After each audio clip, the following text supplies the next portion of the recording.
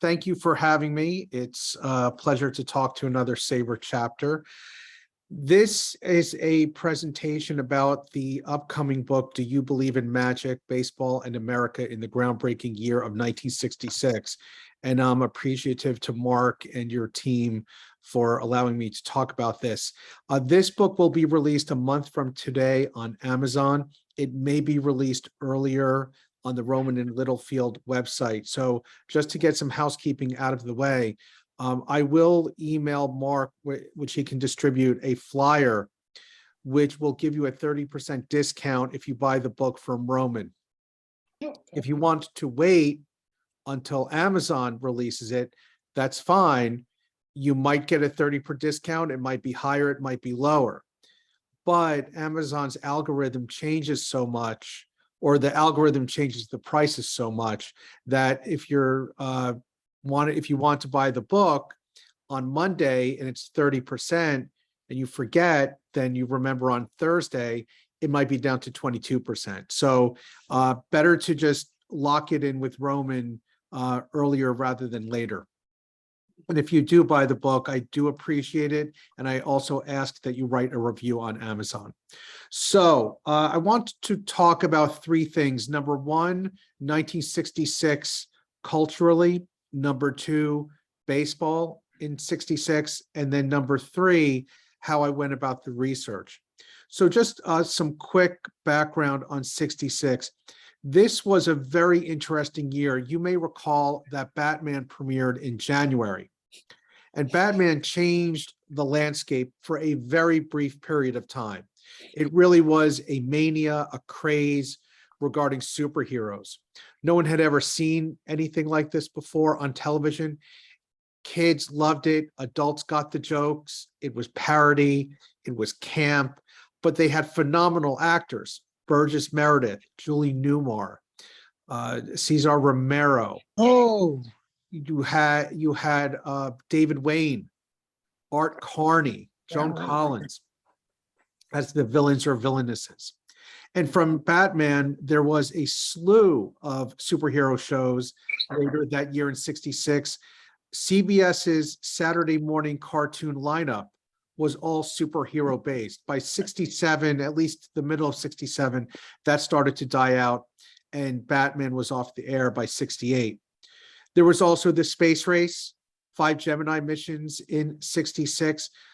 The space program was ubiquitous in popular culture. Star Trek premieres in 66. Lost in Space premiered in 65. In 65, you also had I Dream of Jeannie, which had a big astronaut component, obviously, because the two major male characters are astronauts. You had the Lucy Show. Excuse me, my eyes itching.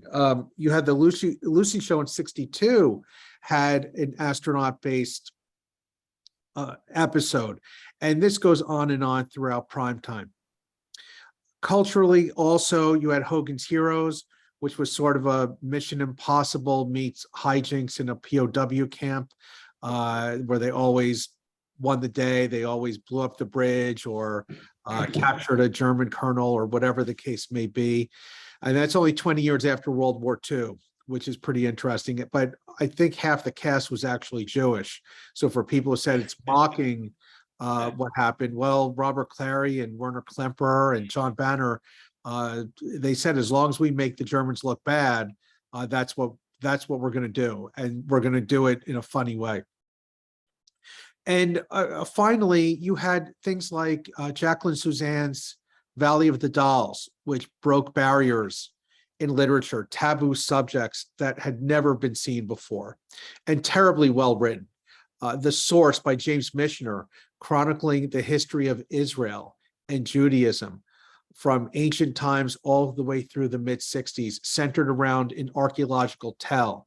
And it's an amazing book. If you've never read either, I recommend them highly. They both went to #1. So that brings me to baseball. This was a significant year for players. I don't know how you all feel, but before recently, Marvin Miller was talked about as being in consideration for the Hall of Fame. He finally got inducted posthumously. But in the 10 or 12 years that I've been with SABR, people were always talking about that. At dinner, at lunch, at the symposium in Cooperstown, at a SABR convention, you talk about who do you want to be in the Hall of Fame that's not already there. Well, my number one choice is Charles Ebbets. I have a few friends at SABR that said Marvin Miller without question. Well, Marvin Miller also got a boost indirectly, I think, from Sandy Koufax and Don Drysdale. So the story that Drysdale told Roy Firestone was they're out to dinner and Sandy's upset about something. So Don Drysdale was very good friends. He could read body language. He knew something was wrong. And he asked him. And Sandy said something about Buzzy Bavasi offering such and such and giving him some kind of spiel. And Drysdale said, he told me the same thing. So they got together and they did a joint holdout, and it was epic.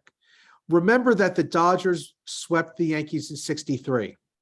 They win in 7 games in 65 against the Twins. So they have 2 World Series championships in 3 years.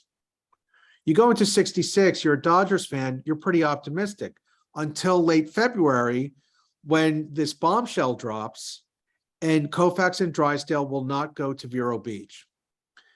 Now, this is pretty jarring because it didn't just happen for a couple of days or even a couple of weeks. This was almost the entire month. And it ended because Chuck Connors intervened. Chuck Connors, you may remember from the Rifleman. He was also in the Dodgers organization and the Cubs organization. And he had apparently a good relationship with Buzzy Bavasi, the general manager. So at the press conference, he's there. And I used that photo in the book. It's Buzzy, Sandy, Don Drysdale, and Chuck Connors at the table. So he brokered that deal. Now, there are conflicting reports about who got what and how much money and so forth, but whatever the final tally was, it was way more than they were going to get if they had signed in early February. You also had a very young team in the Orioles. Jim Palmer was only 21 not even 21 years old. I think he was only 20 years old. So he wins 15 games. He's a rookie. You also have Mo Drabowski, who I talk about in the book quite a bit. And Mo was pretty much a journeyman by the time he got to the Orioles. And they changed him from a starter to a relief pitcher. And this is important because in the first game of the World Series, Dave McNally gets knocked around a little bit. So Hank Bauer calls in Drabowski. And Drabowski strikeout after strikeout after strikeout. I mean, the gods were with him. Now, I say that facetiously, but maybe not so much, because you'll see in the book, there was maybe something else at play. There was a death in the family. I'm not going to go too much into it here, that happened on that date some years prior. So maybe there was something at play. But for knowledgeable baseball fans, you all know that the Dodgers pennant race went down to the wire. The Orioles clinched on September 22nd. So by the time the Dodgers clinched the pennant, it was literally the last day of the season. So when they get to the World Series, they're exhausted. They're completely exhausted. What would have happened if the Dodgers had clinched on September 22nd? Who knows? You still have to go out, you still have to perform. But, but I think we can all agree that if you clinch a couple of weeks before, before the season ends, the mental pressure is lifted, the physical pressure is lifted. You're still giving 100%, but you have that tucked away. You don't have the added pressure of battling for the pennant. So the baseball, the other baseball thing that jumped out at me in 66 was the creation of Angel Stadium in Anaheim. Anaheim was on the verge of becoming a major metropolitan force. And there was a politician that I talk about in the book. He was really the passion behind that. Roy Hofheinz was the passion behind the Astros. This particular politician was the passion behind elevating Anaheim. They got the convention center. They get the stadium. And what happens when the Angels get their own stadium and they don't have to share Dodger Stadium anymore? Well, Anaheim will be in the byline of every newspaper report about an Angels game. It'll be talked about in every radio broadcast, in every TV broadcast. So it's free publicity. It costs a lot to put the stadium up, but the publicity is infinitely valuable because you just have that repetitive mentioning of the name for 162 games. So those are some of the baseball items that I talked about in the book. Finally, I'd like to talk about the research because I get this question a lot. When I set out to write about 66, I knew that the Dodgers would comprise a significant portion and the Orioles would comprise a significant portion. So I want to spend a little bit of time on this. If you're a member of the ProQuest database or the newspapers.com database, you can get the LA Times. Pretty easy. On newspapers, you can also get the Hollywood Citizen News, the Long Beach Press Telegram, the San Francisco Examiner, and so on. You cannot get the LA Herald Examiner, which is a now defunct newspaper. But back then, the Times and the Herald Examiner were number one, number two. I knew that if I was going to call myself a researcher, if I was going to sit before you and ask you to buy the book, I couldn't just rely on one major source. So thanks to interlibrary loan at the New York Public Library, I was able to get the entire year of the Herald Examiner on microfilm. Now, why is that important? That's important because the Times has different information than the Herald Examiner regarding the salary holdout. The Herald Examiner also might have a quote about a story that the Times doesn't have. They might have a better quote. They might have 3 players quoted where the Times only has 2. So I thought it incumbent upon me to do that research. You might not belong to a major city library, or it might be difficult for you to get to a major city library like Tampa. So you might have a suburban library. I urge you to make sure that that library has an up-to-date microfilm machine and not a dinosaur from the 70s or 80s, because you will be in just absolute sadness if you're putting in quarters and printing out pages. It's much better to have an updated, state-of-the-art microfilm machine where you can upload to a flash drive. I usually just crop the entire page and upload it, and then I label it when I get home on the computer. But it was absolutely valuable. It was such an asset to be able to do that. Now, I didn't really scan for content too much. I just, anything in the salary holdout that said Koufax and Drysdale, I just copied that page. And then, of course, it was pretty much front page news by the time they settled. Same thing with the pennant race, same thing with the World Series. I worried about getting the content later. I knew that I would find the content useful. I also knew that I couldn't use everything that I saved, everything that I uploaded. That's just the way that it is. But it's much better to have 500 articles and then citing from 200 than to have 100 articles and then realize you don't have enough. And you never know when you're going to use that those pieces of information. You might use it for a baseball research journal article. You may use it for another presentation. So it all becomes valuable in the end. The other thing that I did, obviously, was look at a lot of TV shows and movies to see what the culture was like in 66. I didn't focus too much on the movies this time. In 62, I had a whole chapter about it.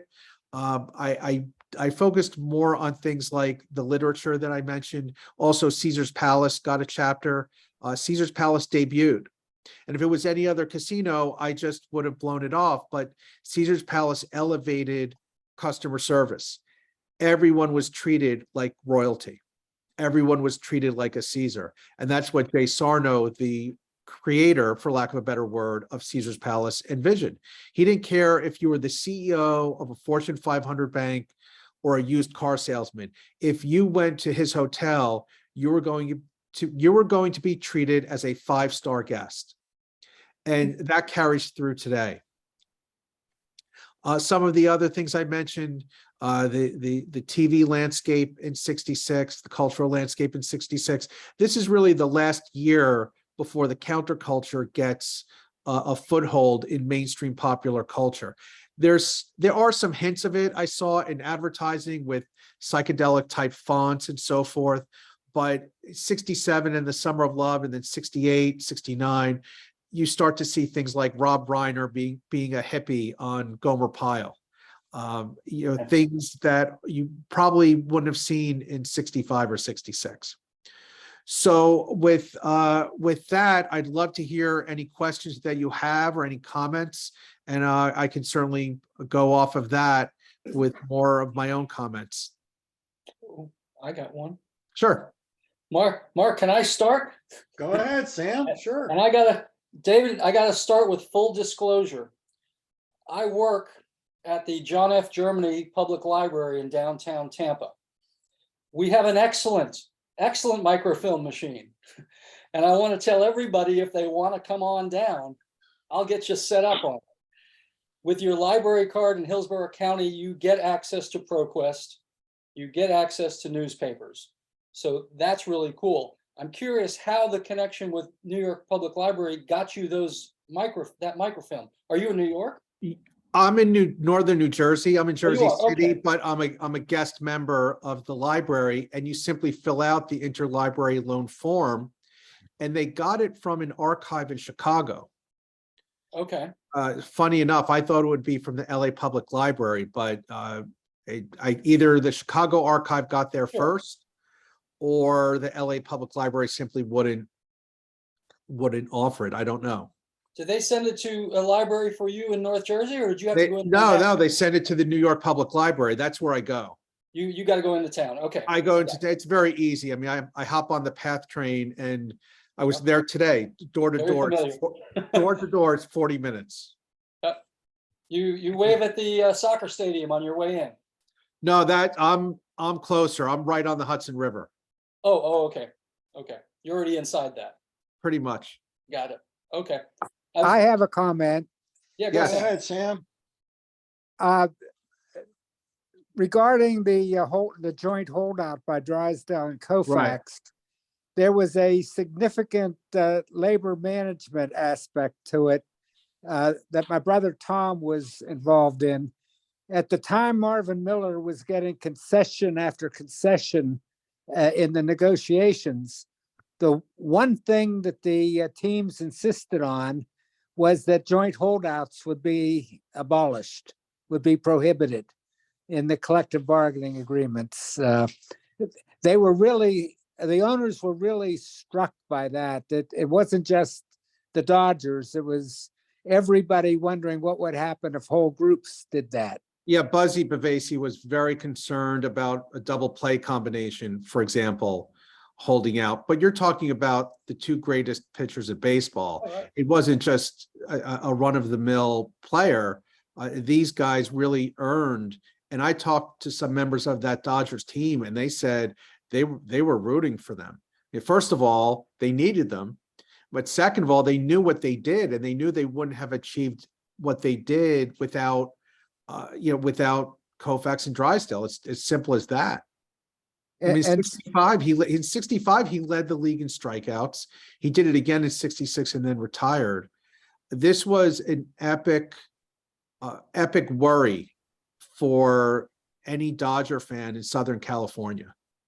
And the other point I'd make, and I'm sure you're aware of this, is that some people at the time blamed Yom Kippur for the Dodgers' problems in that series, because not only had Koufax pitched on the Sunday to clinch the pennant, Right. but there was the Jewish holiday, which he observed, and he couldn't pitch the opener.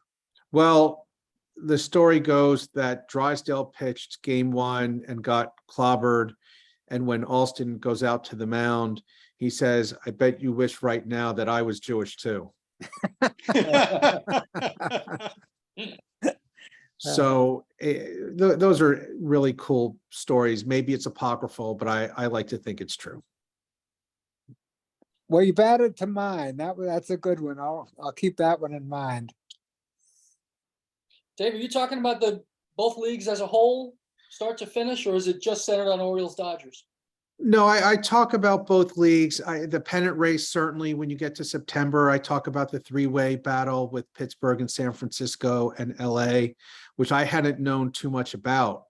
And then when I did some more research, I found out that San Francisco was number 2 for 4 years, and maybe 4 years straight. So they really were also ran, but you had such great players on those teams. Oh, God, yeah. I'm just going off of memory. Is that the year that the Braves left Milwaukee for Atlanta? That's also mentioned in the book. I'm glad you mentioned that because that was a big lawsuit. A lawsuit arose from that. Milwaukee didn't want them to leave, but this was the future, and they just couldn't be stopped. Atlanta had got the Falcons, soon to get the Hawks, the Braves. I mean, this was a signature that things were changing. And then, of course, the Brewers went to Milwaukee from Seattle 4 years later, right? The Pilots of Seattle lasted a season. So Going back to Marvin Miller for just a second, I'm sure probably almost everybody here has read it. But if you have not read Marvin Miller's book, A Whole New Ball Game, it's a phenomenal book, and it really gives you a lot of insight. And as I was growing up as a kid, I was somewhat anti the union, but after reading the book, it opened my eyes to a lot of things that I was too young to appreciate at the time. Bobby, I'm glad you mentioned that because one of the things that opened my eyes as a kid, you think Marvin Miller, I grew up in the 70s, right after Messersmith and McNally had their arbitration. So I started to hear a little bit about these big words that an 8-year-old doesn't really understand, but then came to understand what free agency meant when Reggie Jackson came to the Yankees. It was not unanimous. Some players did not want Marvin Miller. They did not want a union negotiator. They thought they would be interfering with the relationships that they already had with the owners. They'd be upsetting that balance, upsetting that paradigm. And it wasn't like he came in on a magic carpet and everyone went behind him. That's as far from the case as can be. But once he went around and started listening and asking questions, what do you want? What is sticking in your craw? What is the travel arrangement? How are you treated? How are you treated at the hotels? All these little quality of life things added up.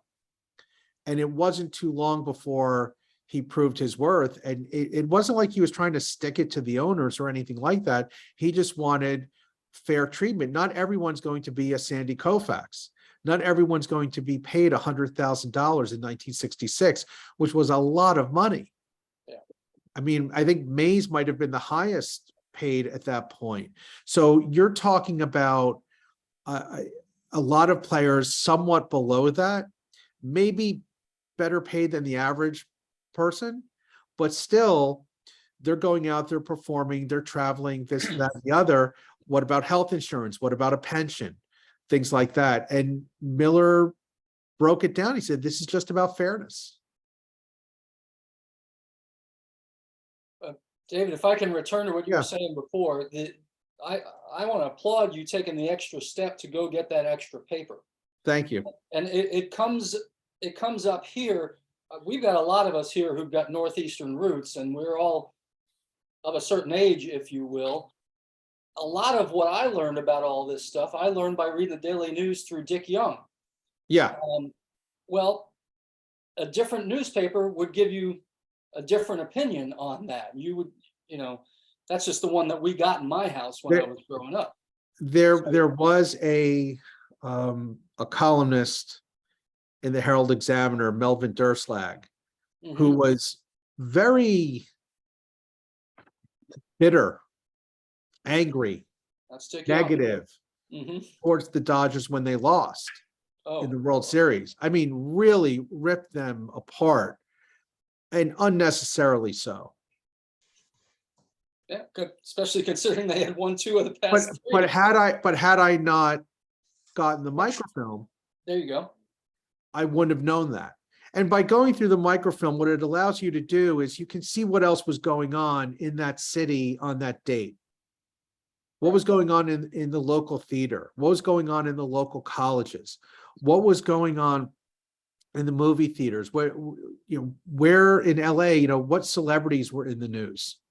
All these different things come into play. It's really important because if you go on ProQuest and you just type in a date, you're only going to get that article, which is fine. But going on newspapers.com and going on microfilm allows you to see a broader story at play. Absolutely. Can we shift to the other side of the World Series? Sure. Where, I mean, all we're doing is talking about the losers here. The winners, first of all, to me, Hank Bauer, great baseball man, great manager, wins the World Series, sweeps the Dodgers 4 straight, Yeah. and two years later, he's out of there. Yeah. They toss him out like he was, bad cheese or something. And Hank Bauer was a terrific ball player. He was also a U.S. Marine. Yeah. And the players loved him. They absolutely They loved did. him. So that's one thing that I wanted to say about the Orioles. The other thing is you had a lot of guys obviously coming into their own. Frank Robinson, MVP, Triple Crown coming up, good things. And the pitching staff, obviously, with Palmer and Cuellar and those guys. Brooks Robinson. But, losing to a team like the Orioles, it was no disgrace No. for the Dodgers, but in the same respect, to get swept in 4, Right. very unusual, very unexpected, because the Dodgers were big favorites. And, they were a pretty decent Orioles team they got swept by. Can you address the sentiment after the Dodgers got swept? Because mainly because the Dodgers at that time kind of went into a slide. Well, Mark, I appreciate the question. I think when Koufax retires in November, that was really the period on the end of the sentence. Because if you don't have your top guy, and he said, I just can't perform at the level that I was. I'm paraphrasing his statement, but that was basically it. And okay, so you have your number one guy. He's irreplaceable. You're not going to replace Sandy Koufax. And Drysdale is now getting a little bit older. The team is aging a little bit. They had a great run. Yeah. They had a fantastic run. Bauer is underrated, I think, as a manager. You're right. Thank you. Did like him. They did take to him. And one thing I learned, I didn't even consider this until I did the research. The Orioles and the Dodgers both were teams originally in other cities. So they're still fairly new. Right. The Dodgers had only been in LA since 58, and the Browns moved to Baltimore in the early 50s. So this was still a bit of a novelty for those cities to have teams. David, any thoughts to getting 1962 and 66 on audiobooks? 62 is on audio by Oh. Tantor Books. I don't know what the plans are yet for Roman and Littlefield to do an audiobook of Do You Believe in Magic? Okay, is it an Audible? It 62? should be. It should Okay. be. David, did you read it? I heard bits and pieces. I had to help select the narrator. Oh, so you did not do it yourself, yeah. I did not do it myself, no. And then one other question, I promised the guys on Saturday, this was gonna be my first question for Okay. you. But 1969's gotta be next, right? Well, I think 69's been done. So I'd have to see what I can offer in terms of scholarship if I were to do a 69 book, because Wayne Coffey did one about the 69 Mets. Yeah, but not just about the Mets, pop culture. So much happened in Oh, 69. absolutely. Absolutely. I will have to go and see beyond the space program and the Mets, which and Woodstock, which are really the big three that summer. What else is available in terms of studying to make sure someone else hasn't done it before? When I did 62 and 66, I looked around for something that had been uncharted territory, and especially with 62, I figured someone had to have done it, but nobody did. And I said, well, I'm a pop culture guy. I'm a baseball guy. I think this is ripe for exploration. You know what? You just made a sale because I just loaded up my Audible with 1962. I love it. And I love Audible, to be honest with you. Right now I'm reading the 100 by Tom Poznansky. Just finished John Feinstein's Where Nobody Right. Knows Your Name. And You're Next. Oh, great. I actually have a hardcover that I still haven't read, Okay. but that's because I'm lazy. And if I can get it on Audible, I'm getting it on Audible. And now that I'm retired, I'll sit out on the back deck and, listen to Audible and do my thing. Anybody have questions? Come on, guys. I have a Yeah, question. one of the things Right. that you might want to take a look at that 59 Dodgers team, which was kind of amazing because they kind of rebuilt in the month of August. Yeah, and 59 gets overlooked with that Braves Dodgers playoff. Playoffs were rare then. They Right. had one in 51, another one in 62. 59 for some reason flies under the radar. But I want to make one comment about Baltimore. Mark, you had mentioned the Orioles. This is how happenstance, this is how random things can get when you're doing research. I speak every year at the Hunt Valley Mid-Atlantic Nostalgia Convention. Hunt Valley, Maryland, about 15 miles outside Know Baltimore. it well. So if there's an Orioles homestand, I try to go either the night before and then drive to Hunt Valley early in the morning because I want to go to a game. And I went to the University of Maryland. Half my fraternity was from Baltimore.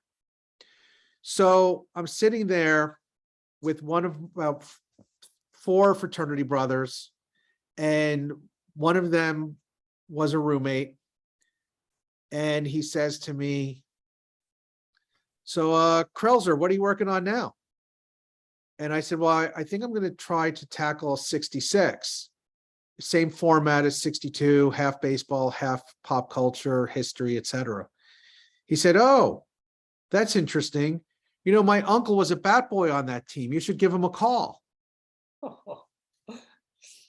What? helps. What? And sure enough, I got amazing stories from his uncle, amazing stories about what it was like to be a teenager and an Orioles bat boy. It's not as glamorous as one would think. He's telling me how he had to do his homework in the corridor when the opposing team was at bat, and when there were 2 outs, then he would go to the dugout, start getting things ready. It's just an amazing glimpse into life in Baltimore in the mid 60s. And yeah, he was a little bit famous in his school because everyone knew what he did, but it was still hard work. Things like that, conversations like that are gold. And I think as researchers, you have to surrender yourself to the randomness. If you think that you're just going to have a list of 87 topics and subtopics and subtopics, and that's going to be it, far from it. I mean, Sam will tell you, you could be on microfilm and then something catches your eye. Now, at the risk of going down a rabbit hole, you still might be able to get 5 pages out of it because it's that interesting, or something happened that you didn't know about at all. It just kind of hits you. Well, that could be useful, either in an endnote or in the narrative. Well, I I got a do pop wanna culture just- question. Add in one more thing. Yes. The 1967 Topps baseball set, the number one card is Brooks and Frank. Hank Bauer with Brooks and Frank, and it says the champs. It was taken in their dugout, the 3 of them. It's a great card. I think I own about 4 of them. And yeah, well, different varying stages of excellent, ex-mint, near mint, but one of my favorite cards. Mark, you Um, mentioned Frank Robinson. It's interesting that he was traded from Cincinnati Yep. because they thought he was too old. Yeah, sure. They And- thought he and- wasn't able to produce. And this was just a Hollywood ending when he just destroys and wins the Triple Crown. Just such sweet revenge.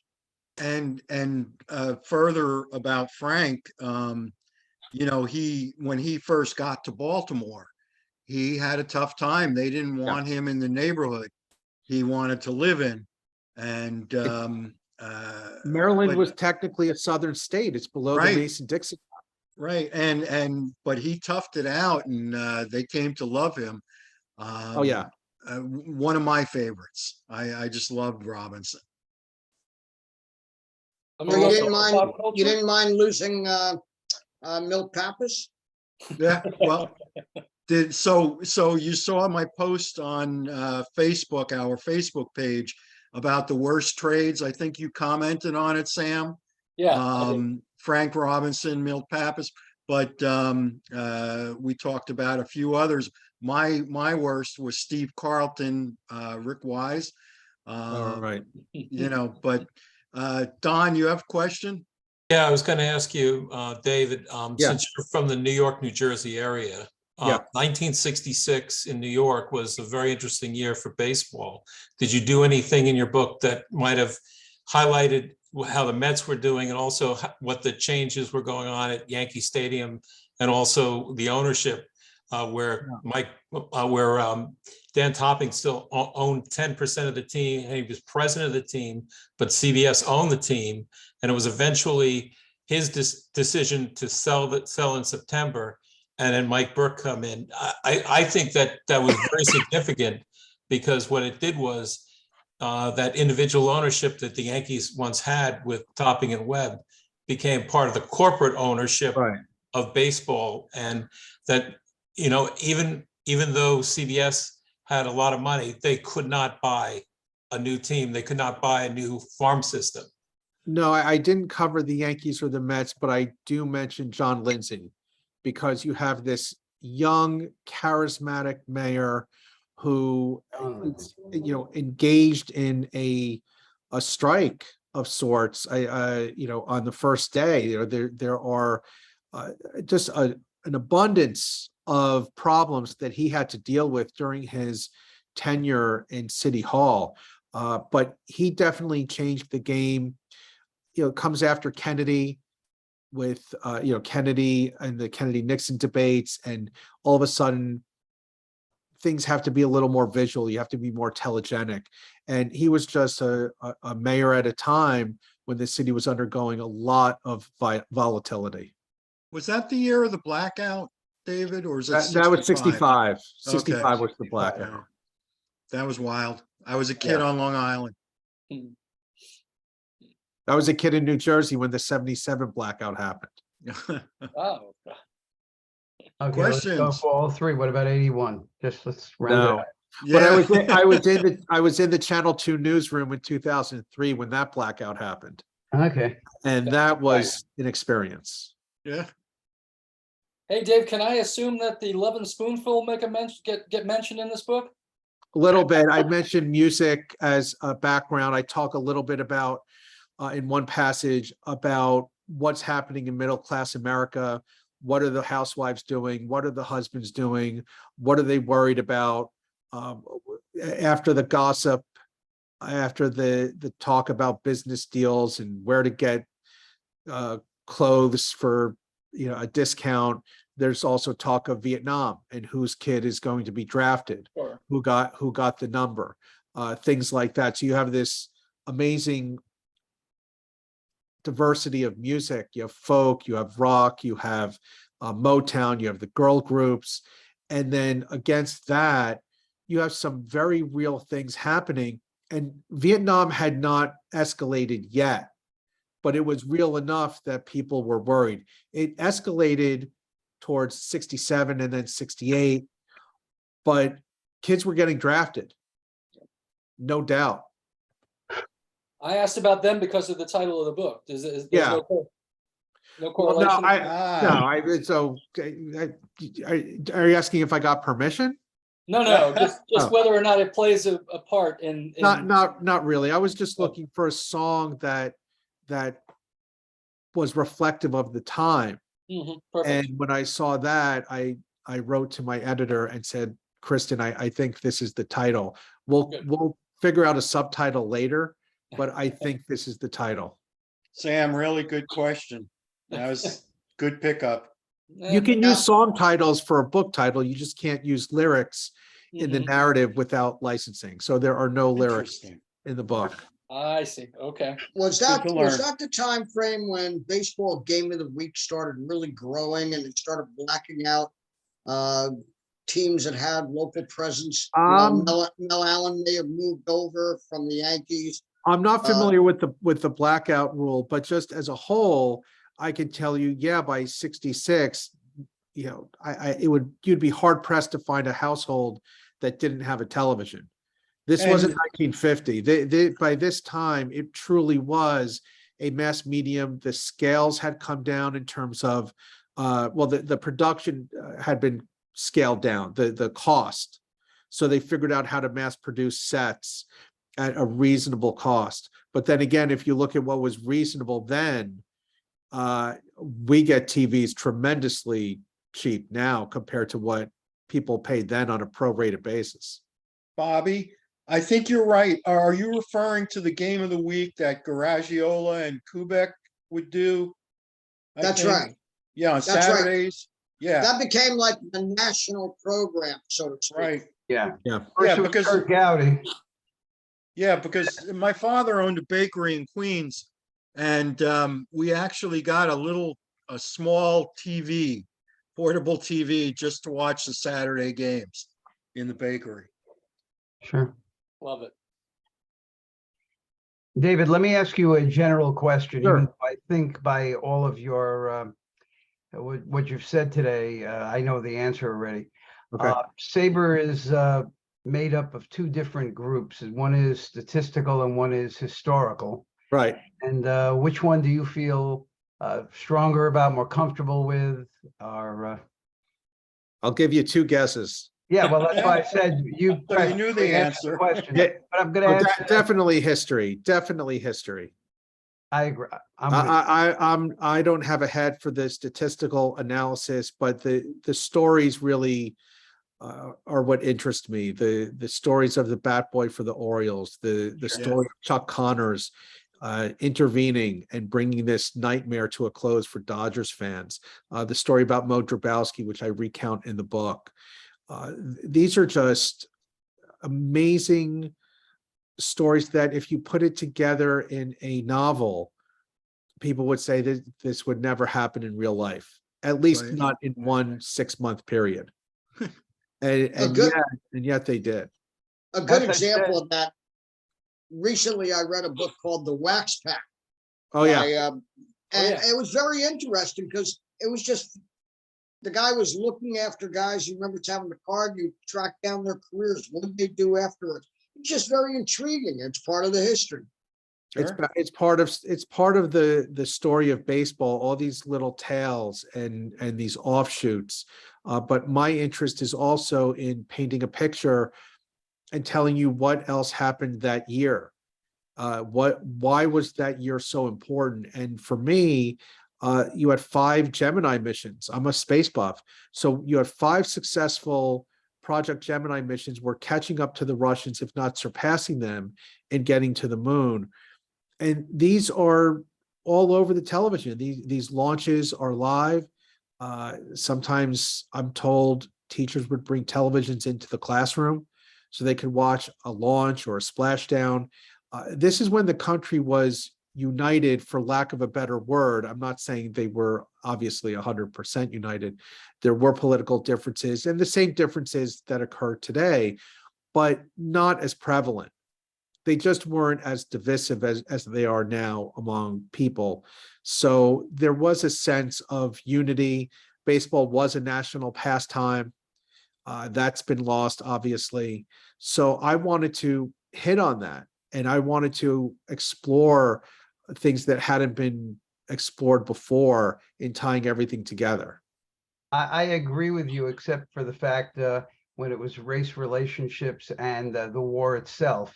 That was Well, those were the 2 big political, unless I missed it, or another one. Well, I'm glad you mentioned that, because I did take some time in the book to address Constance Baker Motley.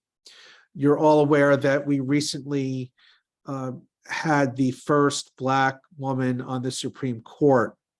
Well, Constance Baker Motley should have been on there 30 years ago. And even our new justice acknowledged her. She was the first Black female judge on the federal bench. She was appointed by Johnson, but several months went by because a Republican was playing lots of political games until they were able to iron something out, and she finally got her confirmation. Now, why is she important to baseball fans? She's important for 2 cases. Number one, Melissa Lutke. Melissa was a sports writer in the 70s. She couldn't get access to the clubhouse. Yep. Well, that case went before Judge Motley. Mhm. And she basically said, either everyone gets access or no one gets access. That's it. Case closed. You don't want reporters to have access? That's fine. That means all reporters will be banned. If you let one reporter in, you have to let them all in. Cut to the early 90s, and she was the judge who heard the Brooklyn Dodger case. This was a case where a few guys owned a bar in Brooklyn called the Brooklyn Dodger. The LA Dodgers in Major League Baseball got wind of this and did not like it at all. So their firm was Wilkie Farr and Gallagher, and I think Bowie Kuhn had worked for that firm before or after his commissionership. So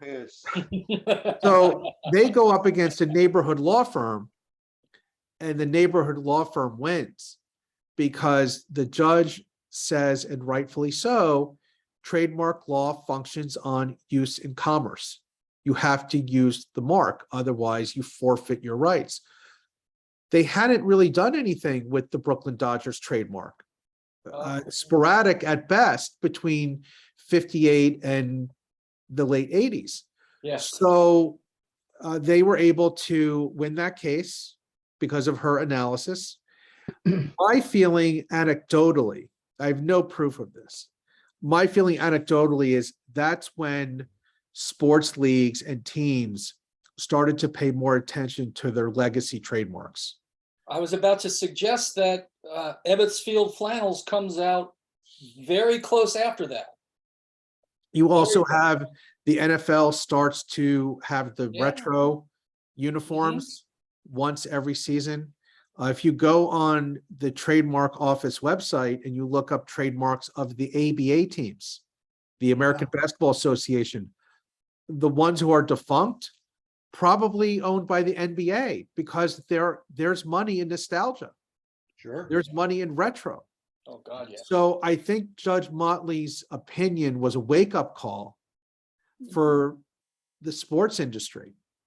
And I just felt, well, I have to have something about civil rights in there. And when I found out that that's the year that she was appointed, I remembered her from studying that Brooklyn Dodger case. I said, oh, there's no question I'm writing about this. Good deal. Good move. You know, going back to, if I can, Yeah, to Marvin Miller, yeah, that this ties into your culture point, then I want to say something else. But one of the reasons why Marvin Miller and the union was so successful, and I'm kind of an eyewitness to this, from a distant eyewitness, right. was racial integration wasn't over with Jackie Robinson. There No, was still a lot of work to be done. Yeah. And one of the reasons that Miller and his small group were so successful in is that they convinced the majority of players and the minority of players that they would all be treated like professional baseball players. right, And at that time too, there was a big divide between the American Black players Mhm. and the Latin American players. right. And I think the Alex Johnson case that I think Miller did a lot of personal work on himself was a very important case in the relationships of the union to the players. Right. They did Alex Johnson was basically treated as well as Steve Howe and others. Right. Well done. And Sam, to follow up one of your points, you had the Koufax Drysdale holdout. If Gibson had done it with Bobby Tolan from the Cardinals, they wouldn't have gotten the money. They would have been tossed. Right. And, you know,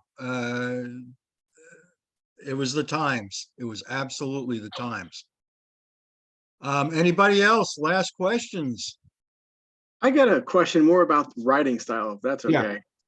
Yeah. Sure. Yeah, you know, I'm fascinated because I'm working on a book right now. It's fiction, and I'm introducing music, like we were just talking about music before. I was just curious how you, because obviously, like you said, you can only use titles because they're not copyrighted. So Right. you can use the artist name plus the title, and then I used it to kind of set the mood for some of the scenes. I was curious how you did it in your book as far as weaving, because it's all a pop culture and baseball. How did you weave everything together with music too? Well, in the narrative that I mentioned, I basically dissect the songs and I picked songs and explained what they were. So this was a love song. This was a rock song. Right. This was a fast song, a slow song. This is what you would slow dance to at the prom. You know, Do You Believe in Magic is just an upbeat song when you want to feel good. And I just kind of chronicled my own childhood and extrapolated it to 1966 and said, well, what were the songs that I grew up on? What, you know, let's list some of those. Okay, let's see if I can find a counterpart in 66, and just Googling and researching and finding out what's what. And like I said, it was just a tremendous diversity. It also doesn't hurt when you're getting ready to write or getting ready to research to have some songs on from that era to get you in the mood and just to start absorbing what was going on. And every once in a while, I turn on MeTV at night and watch Green Acres or Hogan's Heroes or something that was Love from it. the era F Troop. to figure out, okay, this is what 30 million people were watching. Gilligan's Island, another one. And they rarely had real life mentions. So I mentioned in the book, Gilligan's Island has one mention in February of 66 where Ginger, they wanted to hypnotize one of the visitors to the island. They always had these wacky visitors. And she said something like, give me 10 minutes, I'll convince him that he's Lady Bird. Oh, Give me 5 minutes, I'll convince him that he's President Johnson. Cool. and things like that. When a capsule dropped in the lagoon, and Skipper mentions a real life astronaut, and Oh, okay. you know but that was far and few between. Breaking what is that? The third wall? Or Fourth wall. Fourth wall? Okay. Right. I call I was well, close. the fancy word is verisimilitude. It brings you into reality. and Right, makes you yeah. believe, okay, Leo DeRocher could recruit Herman Munster for the Dodgers in this universe. Right. Something I have a like limited something along Penn those State lines. education, so you hit me with a big word, David. You know how There you many go. points that must be in Scrabble? Oh, my God. Josh, for what it's worth, when you brought up the question, and it's a great question, the first thing I thought of was a Martin Scorsese movie, like Goodfellas, Yeah. where, throughout the times, 10 years, 20 years, the music changes. You go from Bobby Darin music to Cream and Eric Clapton and Layla and stuff like that, and weaving that music throughout the story is great. I mean, Well, you the can, music changes and the TV shows change and the culture changes, but the conversations don't. The problems don't. The right, problems today are the same problems that people had in 1966. And I talk about that. I talk about through the eyes of school kids. And I thought about, well, when I was growing up, our debates were, who was more beautiful, Jacqueline Smith or Farrah Fawcett on Charlie's Angels. Yeah. Well, what are you a ginger guy or are you a Marianne guy on Marianne Gilligan's guy, Island? right. Yeah. Right? Is Jeannie hotter than Catwoman? Things like that. Who would be Bewitched. yeah, who Yeah. who has more powers? Elizabeth Montgomery or Barbara Eden? Yeah. No, I definitely appreciate that because, like I said, it's something with writing, and because you can't use the lyrics, how you weave that in. I appreciate You have to mentioning that. describe. You can describe what's Yes. going on in the song. Yes, and then just one more quick question. I about the Angels, and with what was going on with their stadium. With Rick Reithart, hitting their first home run in the stadium. I don't know if you mentioned that or kind of his career as far as because you're talking a lot about Marvin Miller, but when he came into baseball, he broke the mold, if you will. Well, the Angels are mentioned only insofar as the Owner? influence of this particular politician to get the stadium built. Gotcha. I wanted Gotcha. to highlight an unsung hero.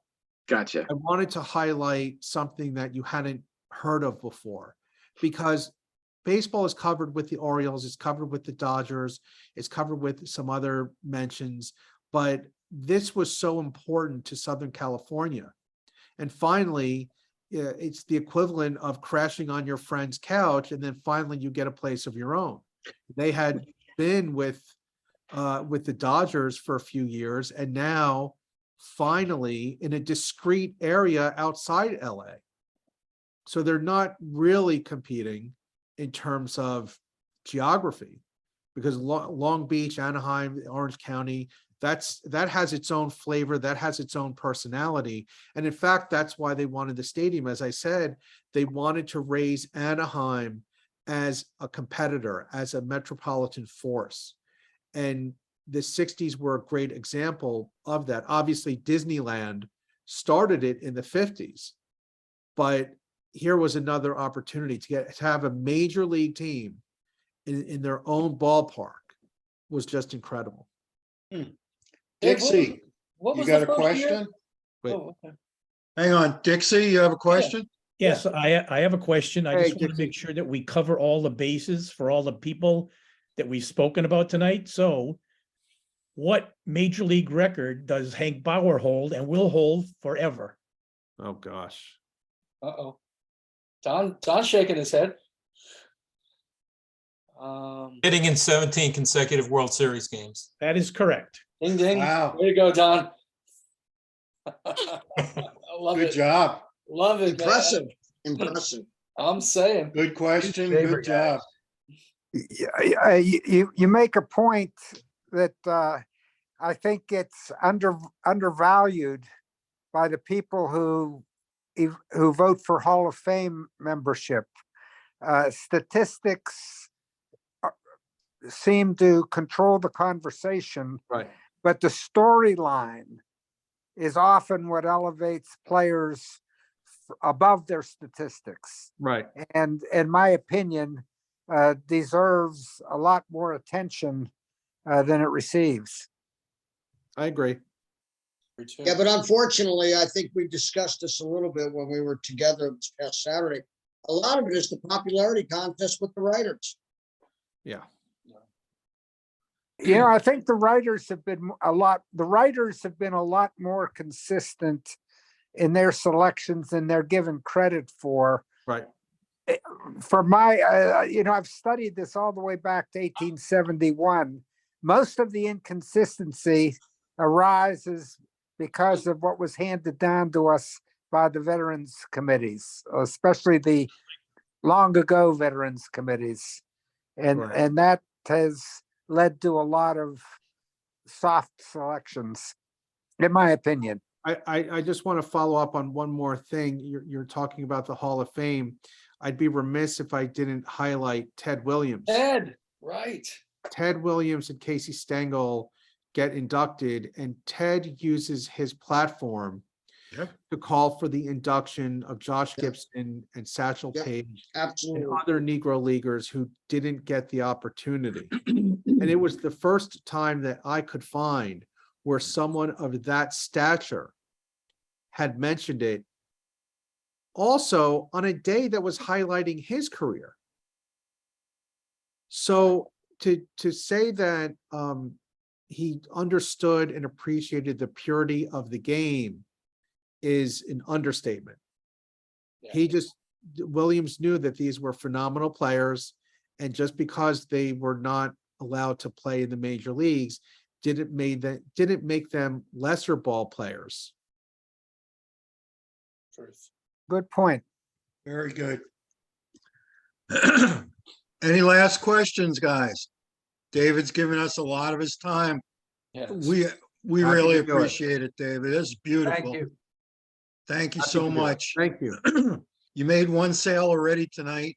When Another one the shortly. book, now I did post the 30% discount. Right. So I posted it. If anybody has any questions about it, I can email it over to you.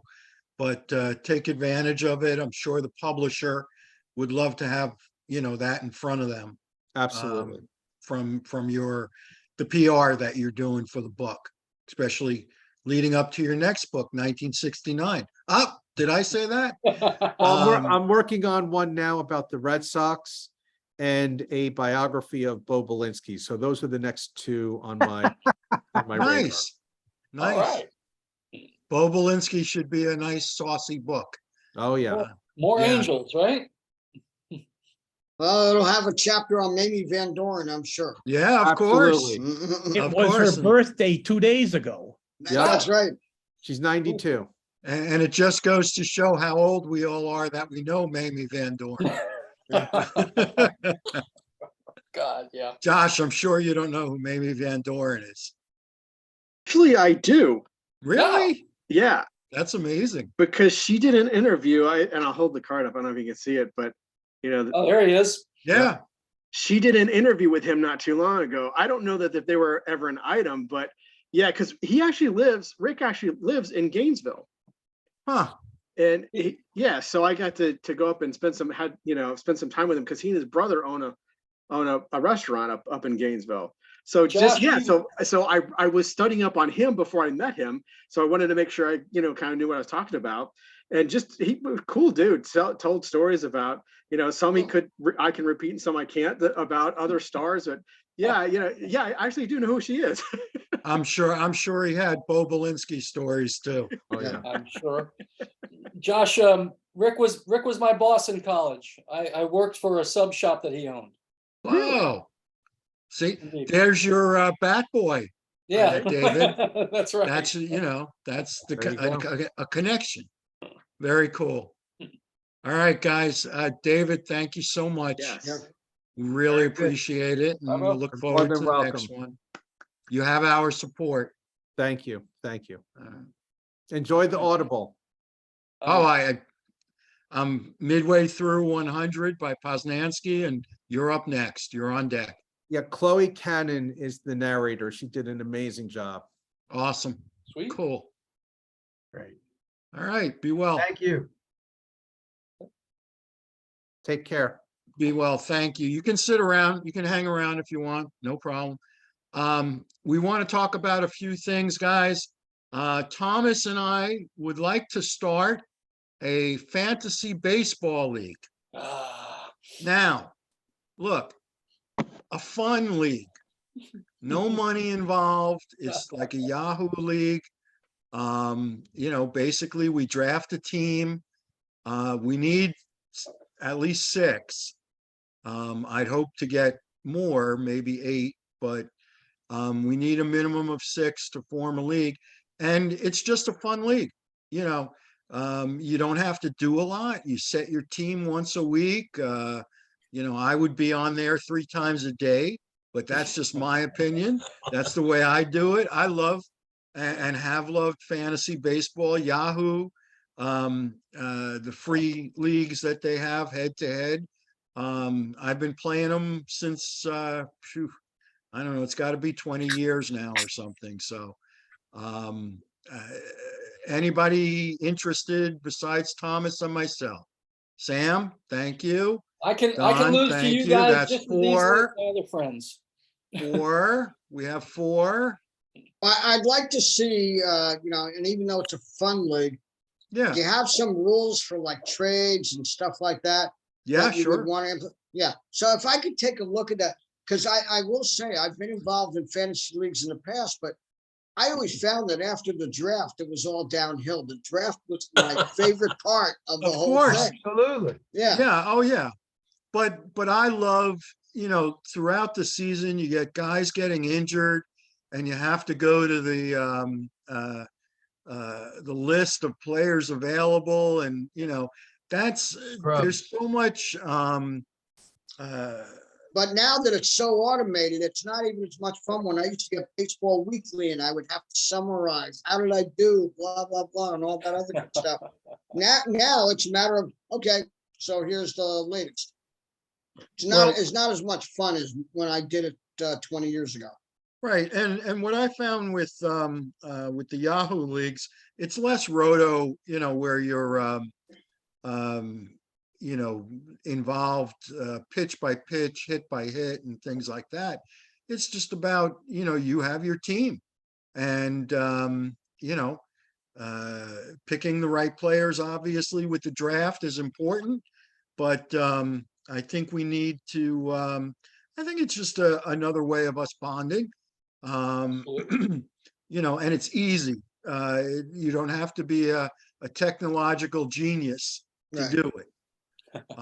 So, for right now, we've got, I guess, 4, Don and Sam, Thomas, myself. Like to get 2 more at least. Think about it, guys. It doesn't take up a lot of time. It's not like you're going to sit there for hours a day doing it. You could literally do it once a week, set your team, and that's it. But you're better off at least looking at it, your team once a day, and weaving in players that are on the bench and pitchers that are not in your starting lineup. Would we be picking one league or just do a MLB total? So it doesn't matter which league the players are from.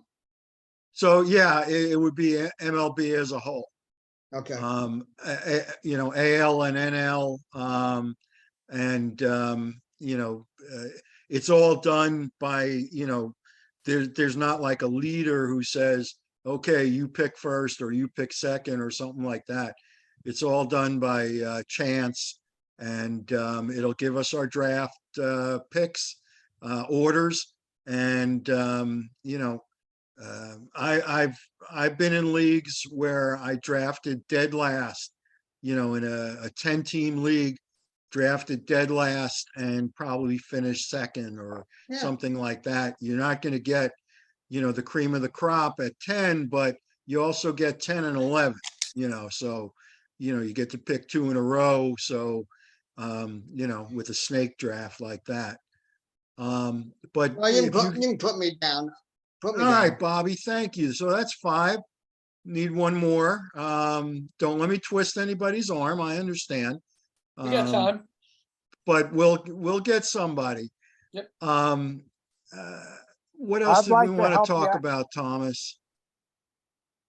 I'd like to help you out on that, Mark, but Yeah. I would not be available much. I have something coming up that's gonna take me out of action until about June. Okay, Sam. Sam, are you still good for doing our meeting in March? March I 8th? am. I All am. right, great. Now, Eh. I have a practical problem. I Okay. am very bad on Zoom and any technology. Is there anyone in the group who lives close to Bradenton who might want to come over to my house and have dinner or something and get me through the technology? Sam, I will try. I will look around for you too. But you can count on me. All right.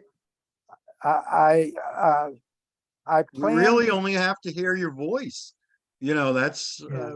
you participate in our meetings anyway. Well, And, you'd be amazed how hard it was to get set up for this. my know- my my iPad conked out, so Oh. I'm on my wife's machine.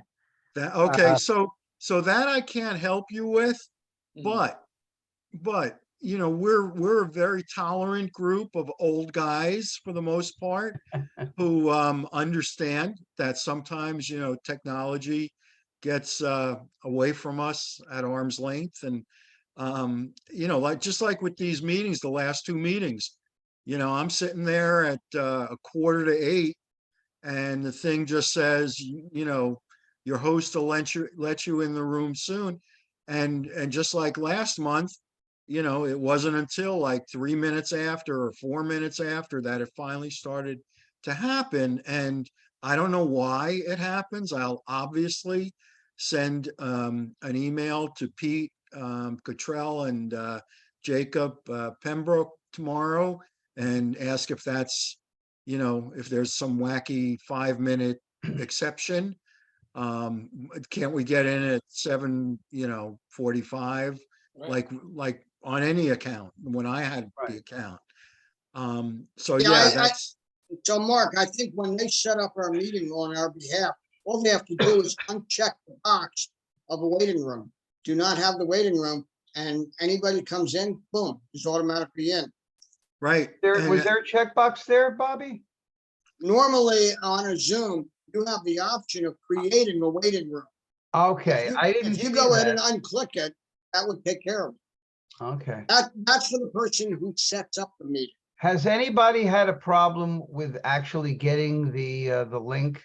Because what happens with me is I get this thing that says sign up for the meeting, and I Register. sign up and I don't get any link. Oh, No, it should I like automatic. that better. Yeah, never I had a have to problem. send it in a second time, and then finally, and that's a few minutes before the meeting, and all of a sudden I get it, but I don't. I try to do it like a couple of days before, and it never comes up. Am I and too Steve, early? that's because you don't have a Zoom account. When I had the Zoom account, Yeah, it was a whole different story. Now that I don't have the Zoom account, yeah. I'm literally at the mercy of whatever happens. Well, I yeah. am looking into getting a Zoom account again because when my last account ran out, basically they wanted to charge me full price and I wasn't going to pay that. And now all of a sudden they want me back as a member and they're giving me 50% off. So now I might get my own Zoom account again, which will help us. It'll be a benefit for us. Hey, Sam, this is Bobby. I just went ahead and I don't know if you can see it. I put in the chat box my email and my telephone number. So, If you will send me your address, I might be willing to drive down to help you out, get you all set up. Well, you'd Bobby, have that would be wonderful. where do you live, Bobby? South Pasadena, I'm not that far. For me to get on the Skyways, no big deal. Well, you'd have to agree to have dinner with us as my It's- guest. Okay, we'll come up with Bobby, something. but- lobster tails. Anything you want. Sam, if you'll email me your address, that way I'll also know how long, whether it takes me 45 minutes to get there or an hour or whatever. But I'll see what I can do to try to get down there sometime in the next couple of weeks. Okay, your name is Bobby Salerno. You got it. Okay. And, okay, let me write that down. Now, you have your choice of topics. My topic of choice is to talk about the players who in this coming season have the opportunity to do the most to elevate their Hall of Fame cases. It's statistical milestones. It's the storyline. I have 10 or 12 players in mind. Some of whom may surprise you. The other thing I can talk about is that during my lifetime, I did legal work for my brother Tom, who was a sports agent and represented a lot of players. And I could talk about the Marvin Miller years and how he and his group changed baseball. I was like an eyewitness to that. That's another topic. That's nice. I wrote a book once on the Hall of Fame, and 1901 to 1971, and I named 10 players, some of whom have actually gotten in. But if somebody has a strong opinion, I'm certainly open to suggestions on one of those three topics. Well, Anybody? I like that last topic. I keep it down to 5 because you only have a limited amount of time here. Even 5 if you're doing the whole 1901 through what years would you say, Sam? 71. Yeah, I You're only never going to be wrote- able to do that in one presentation. Oh, I could do that. Yeah, you could do that in one presentation. No, that's way too many Sam? players.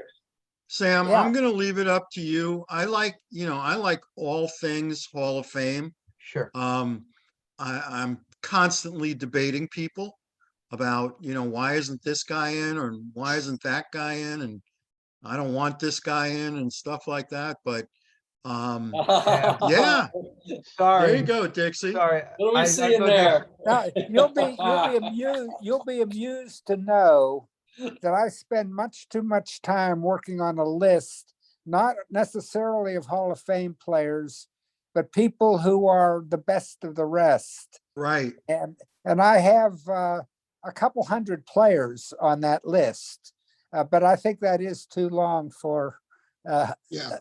this presentation. Well, We just take the Sam, best of the best. yeah, look, I like it. I like it, and I think you should go with it.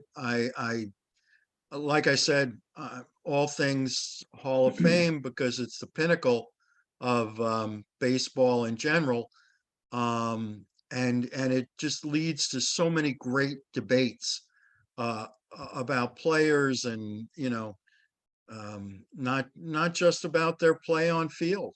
It's their lives off field and things like that. This Poznansky book I'm reading, it's called the 100.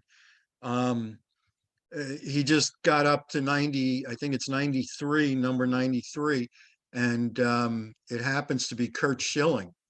And Curt Schilling's on his list for many reasons, obviously, but he starts off telling a story about Curt Schilling and Randy Johnson, that somebody once made the comment that with Randy Johnson, you hated him, or his teammates hated him one day a week when he pitched, and loved him the rest of the week. And then with Curt Schilling, They, Opposite they, way, yeah.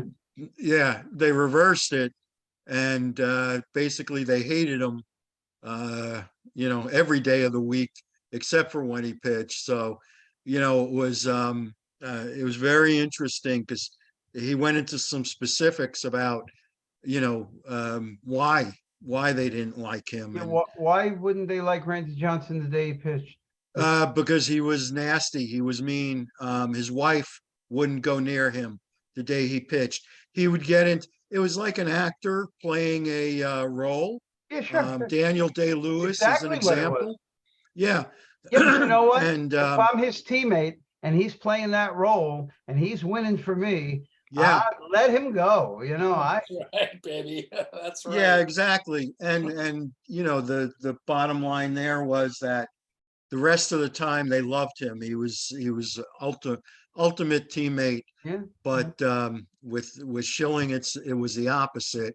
yeah. And very interesting stories about him. All in all, just because of his political opinions and things like that, which I don't necessarily agree with, but you can't take away his greatness on the field and the things he did, regardless of how he did it. The numbers are there, numbers are especially good. postseason and stuff like that. But So compared to Sam, Randy Johnson, it's not really. Close. yeah, right. It wasn't even close. Sure. Randy Johnson was dominant, strikeout wise, and he deserved it. So Sam, I'm all in favor of you putting together that Hall of Fame, coulda, woulda, shoulda list, and let's talk about that. I think we'll have fun. Well, okay, I think we'd have the same kind of discussion if I talk about the 10 active players who are live prospects right now. Okay, sounds great. Let's So do it. I'll give that some more thought. If anybody, Bobby, I appreciate your offer. And what's the date? The 8th, March the 8th. March That's the a 8th. Wednesday night at 8:00. March the 8th. Yep. All right. Yes. So Sam, you got my contact information out of the chat box?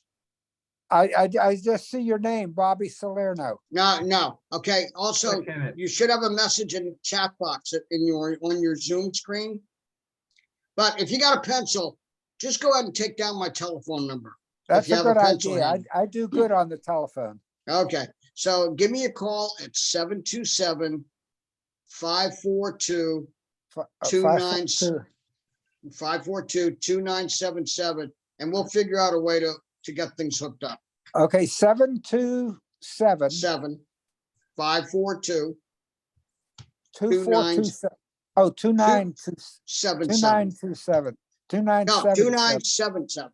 Yes. Got it. Okay. Great. Okay. 2977. Yeah. Give me a call tomorrow and we'll try to figure something out. Very good. Appreciate it. Yep. All Thank you. right. There we go. We have a plan. Okay, and Thomas, did we have something else? I think there was something else we wanted to bring up, wasn't there? I have, I've got contact with somebody that will allow us to do an Al Lang tour, an Al Lang Stadium Oh, tour. good. Nice. I got that.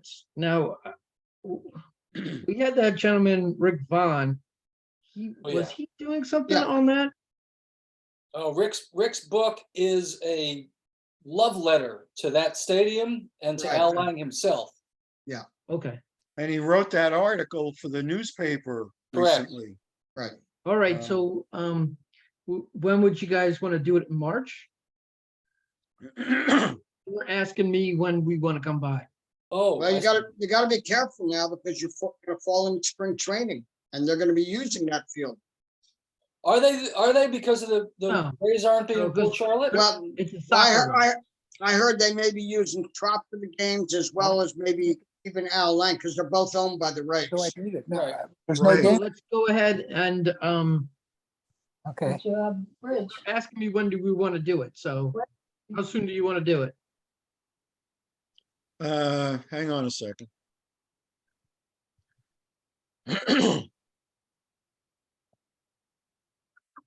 Okay, how do I turn this off? How about the 18th? That's Saturday. Yeah, that sounds good. February No, March. of March? Oh, Yeah. I'll do that. wait, The only, Right. go ahead, Sam. personal hope here. I'm gonna be in Miami for the World Baseball Classic that day. Ah, okay. No, that's Okay. good. I would love to be at Al Lang though. You want to do it on the 11th or the 25th? Either one works for me, but I'd like to do it earlier rather than later, like 11 o'clock or something like that. The Okay. 11th is great. I like 11 o'clock, 11 because o'clock then we on the can grab a 11th? bite to eat afterwards. Yep. Get some All right. lunch. I'll request that. 11 March. It's in St. Petersburg. And then, let's see here. Which day do we have that for, guys? Saturday, the 11th. Saturday, the 11th. Thank you. And then I have the joint venture with Central Florida. I thought, well, they brought it up saying that the Daytona Tortugas minor league baseball team does a great show or a great thing for Jackie Robinson Day on the 15th of April. Even Oh, though it's all the way in Daytona, Yeah, it's I a long know. haul. That's It's long a haul. truck. and Yeah, it's that's a truck. It's a 6:30 game, so I thought Yeah. I'll throw it out there, see what everybody thinks. they're I was they're trying- already doing this? What's that? Their group is already doing this and They suggested it, and they normally go to it anyway. that's what I mean. Yeah, okay. But for them, they don't have to stay overnight. For us, you'd Yeah. have to stay overnight for a 6:30 at night game. Yeah, that is true. But I was looking for something around here for Jackie Robinson Day, but I'm not finding anything. I And think Thomas, that's, actually, where they Can I play is throw called the this Jackie out? Robinson Ballpark. Maybe we can throw something together. Let's brainstorm about this for maybe a week or two. And maybe bring the central chapter, the Buck O'Neill chapter, I guess, which is up by Carabel. yeah, and Where's that? then our southern friends down the road from us. Maybe we can all get together for Jackie Robinson Day, have some kind of like a cookout or something. It sounds, okay. You know, I mean, I don't know. I'll have to look on a map to find something that's central, but the real best opportunity would be to find a minor league game where we could all get together and do some kind of a cookout and make a full day of it. You know, let me do some work on that. Now that I'm retired, I have some time on my hands. Mark, what So, time did we say we were gonna start the Al Lang field? 11 a.m. 11, Steve? good, thank you. Yeah. Let me look at a map. Let me throw some things together and Okay, let me I'll look get and the see what I can come up with, but I'm not sure if I'm gonna be able to come up with anything, but Oh, Yeah, I'll get and the then- chapter leaders' names and Thomas. We can kick some things around with them and see if we can all get together for one big Jackie Robinson Day. I think that's, what is it, the 14th of 15th. 15th? It's a Saturday. 15th of April, is that correct? Yep. 15th of April. I think it would be cool if we could get 4 chapters together. Even if it's only 5 or 6 people from each chapter, and right. you know, Still be great. I think it would be unique to us.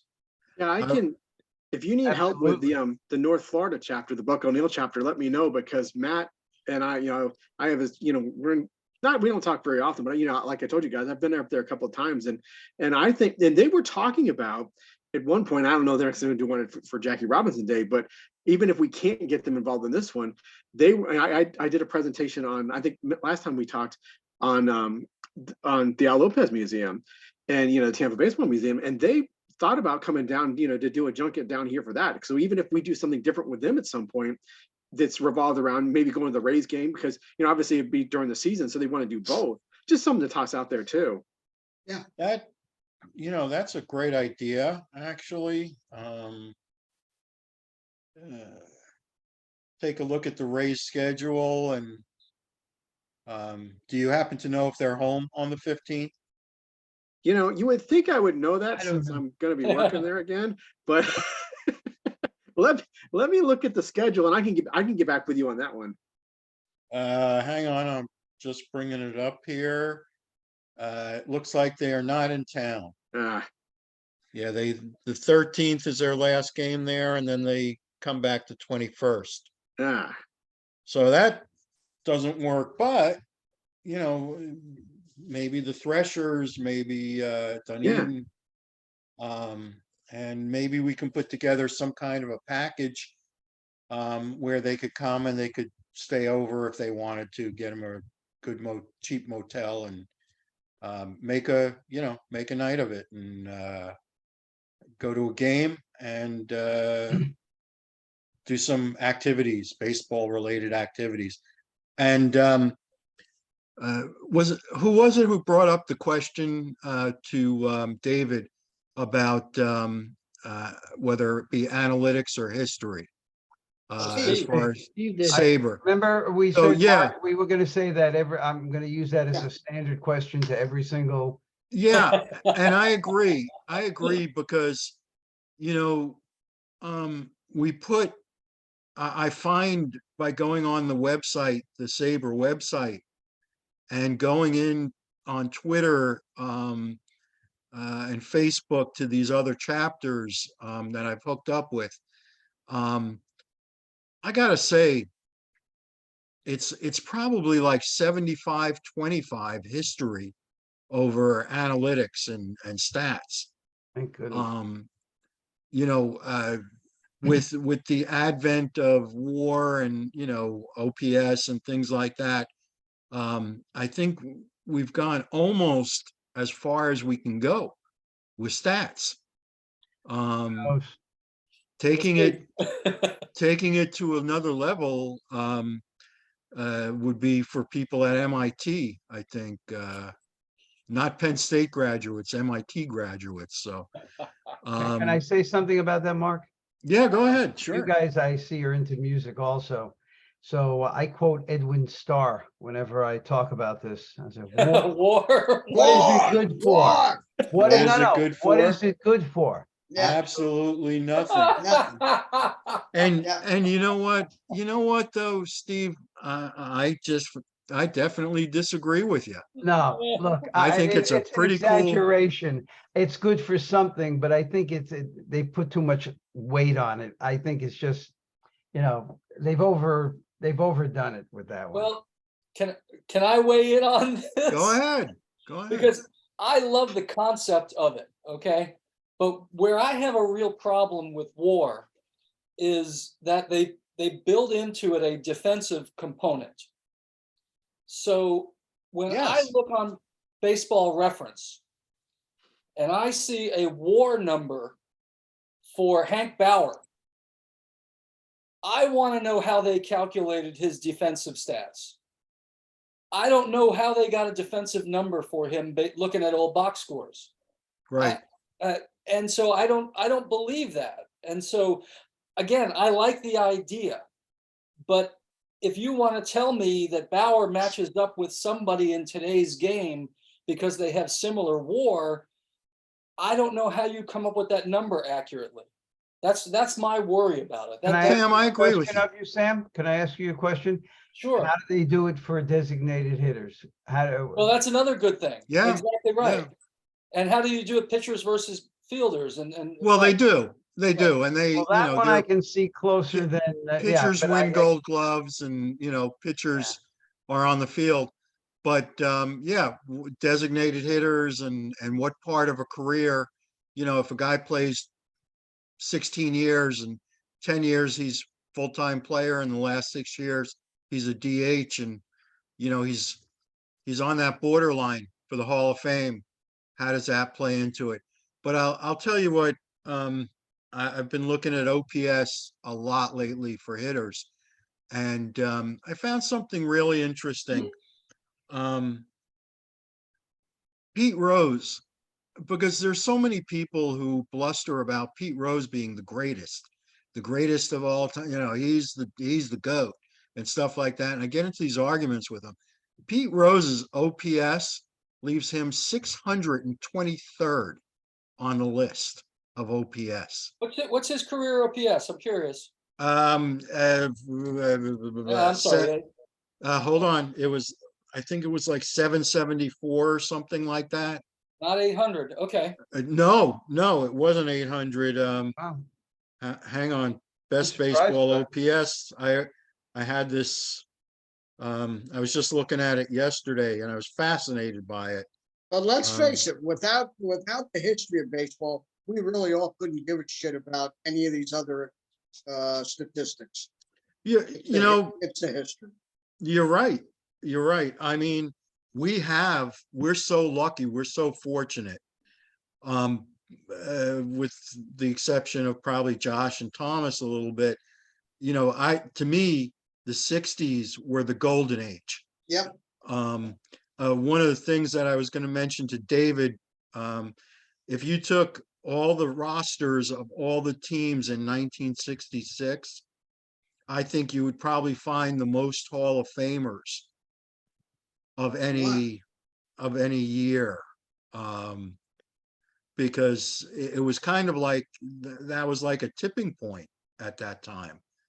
A lot of new young guys starting up, like Palmer, Seaver, you know, stuff like that, and a lot of guys ending, like Whitey Ford, and you know, guys who were big in the 50s and stuff Seaver like and that. Palmer were in their prime in the 70s. Sure. Absolutely, you know. And I thought the early to mid 70s were the best.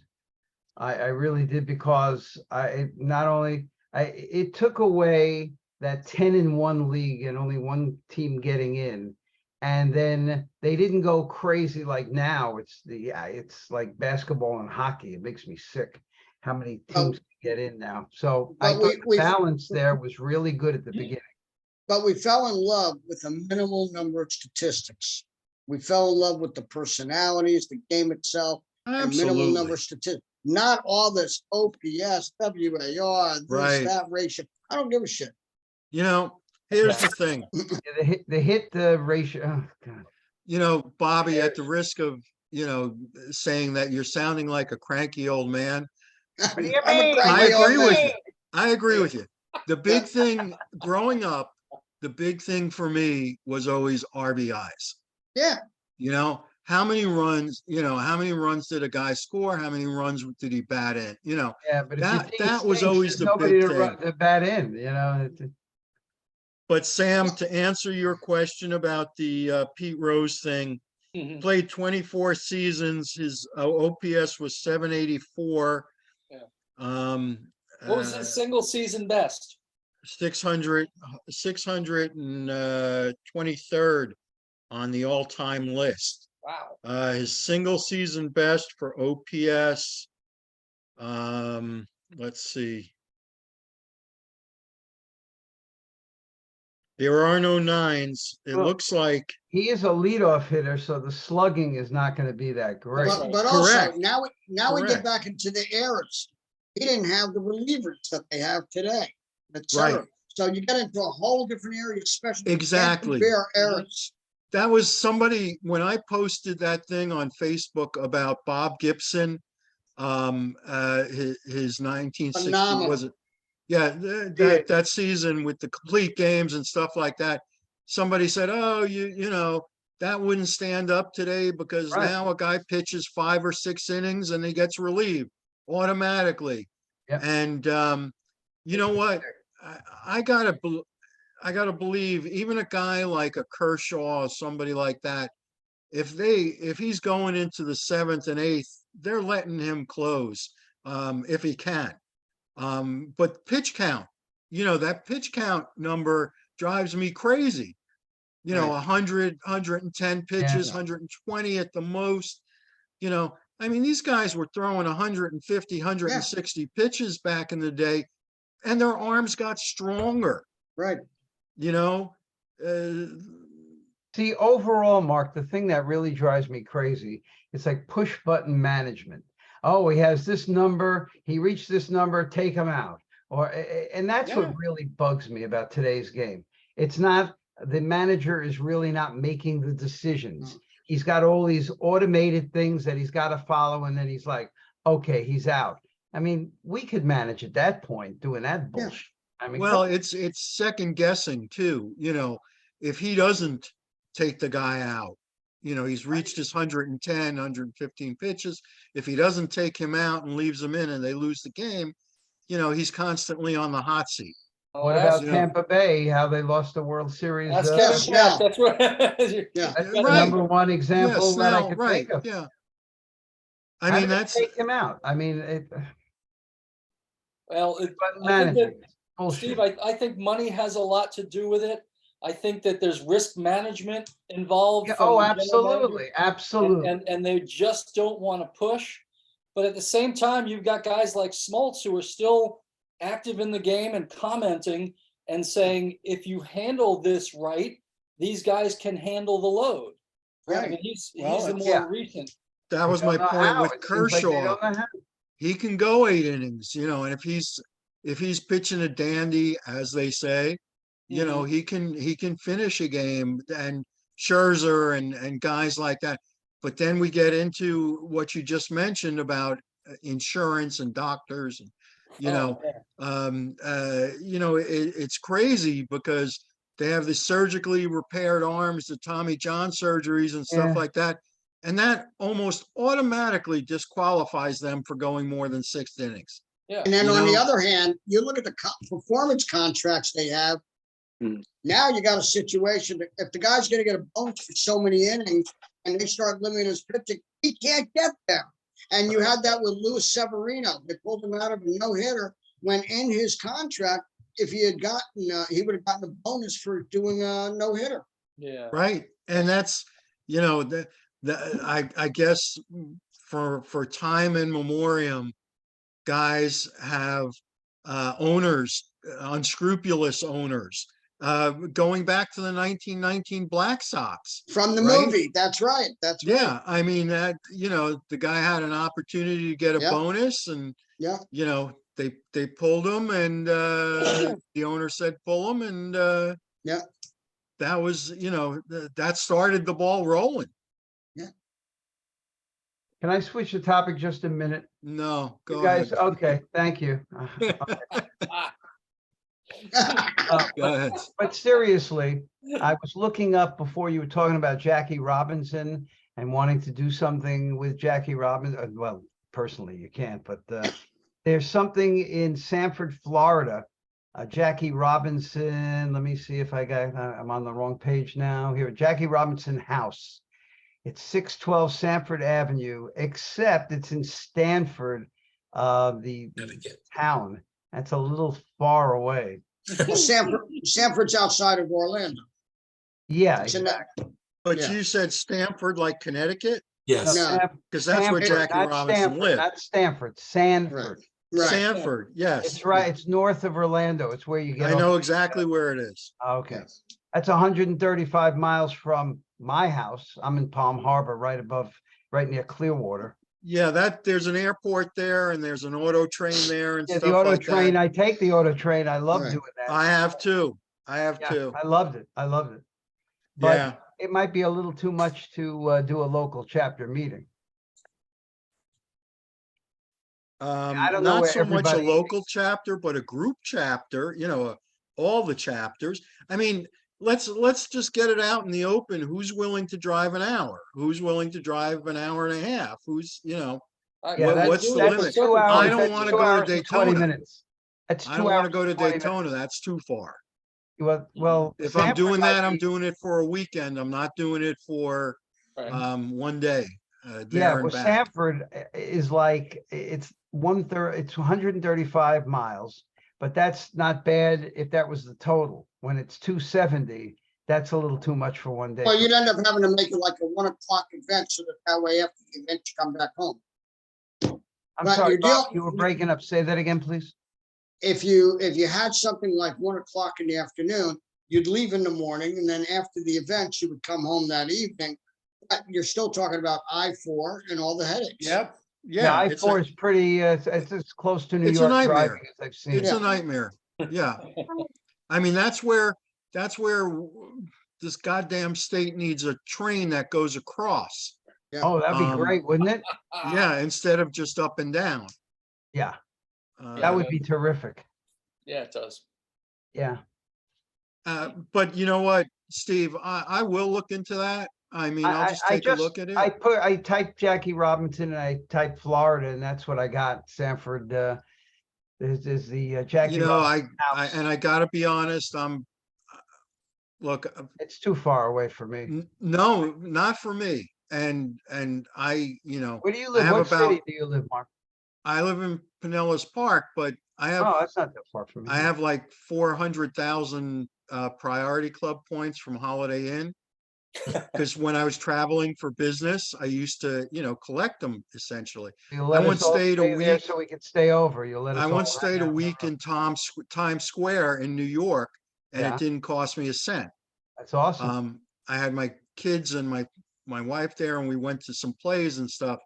But I never minded paying for a hotel, $80, $90.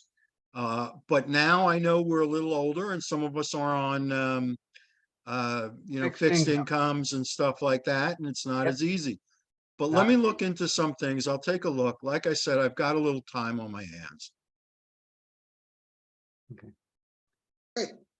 I got something else to bring up. I think we double booked somebody here for February.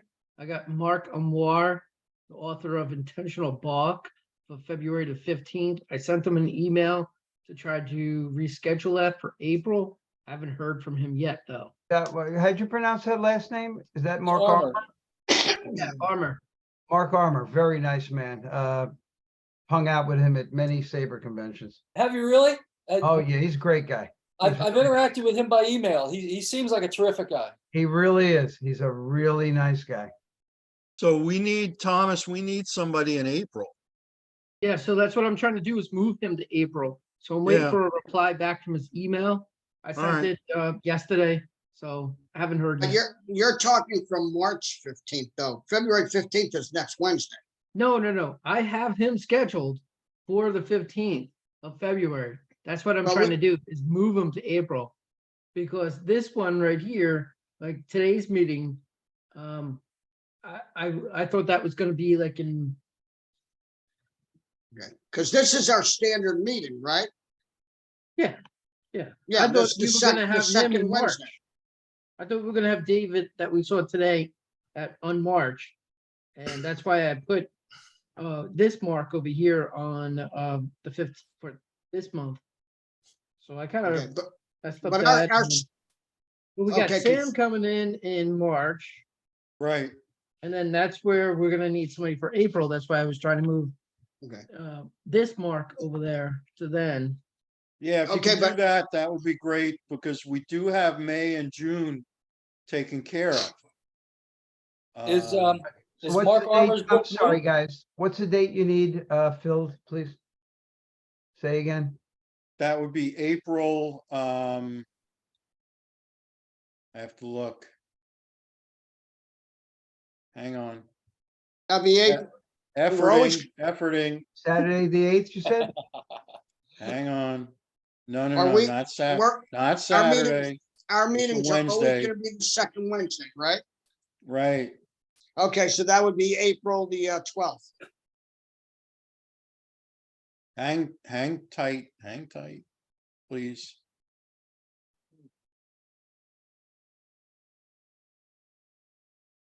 And that's the one I'm gonna try to put Mark on, right? Okay, it's actually April 5th. We need a speaker. Okay. May 10th, we have Justin McKinney speaking. And June 7th, we have Paul Semmedinger speaking. So right now, all we need to fill is April. And then after that, we start working July through December. Okay. One question I have then, some Wednesdays, it's the first Wednesday of the month, some months it's the second Wednesday. Do we have a standard that we're trying to stick by? Yeah, I'm trying to stick by the first Wednesday, Okay, that's Um, fine. Okay. you know. Mark, I we- just personally disagree with that because it's so close to the Zoom, right? We were doing the Zoom on the, isn't it like less than a week away the last time, or am I totally confused here? No, that was only with Sabre Day. That, Oh, okay. that, So from the that, two events, Okay. collided. But So how for the close are rest they of the now? year, it shouldn't be an issue. okay, I just wanted to make sure, because if you got 4 weeks to play with and you're always gonna butt them a weekend and then 3 or 4 days later, that doesn't make sense to me. But if that's a one time only, then move on, keep talking, keep going. So, Duly so, noted. so why don't we go ahead and put out an email of showing what the schedules are through July, so everybody can update their calendars accordingly. That's what I I'm doing agree. right now. Did everybody get my last email that I sent to you guys about the meeting and stuff? Because With it's the on list? there. Yeah, I got it. It's on there. I mean, I have the dates on there. Great. Take a look at it. Read the email. Yeah, it's Okay. on there. Okay. Okay, so the changes that we're making right now with the speakers doesn't affect the dates. No, it's the Okay. dates are the dates. Okay, I mean, I have, It's just that we got one double booked in Okay. February that we're gonna move to April correct. to fill Okay. that hole in on April. Correct. And if he can't do it, then we can fill him in later in July or August or whatever. Mhm. But just let me know. But Yeah, but we've got, okay, because on the, what you put out for the upcoming meeting speakers, it doesn't have dates. It just Yeah, the says, dates, that's what I it was just just says gonna by ask. month. It just Yeah. says by month. oh, okay. Well, let me So Let me let's give put you the out the dates. firm dates. Yeah, Okay.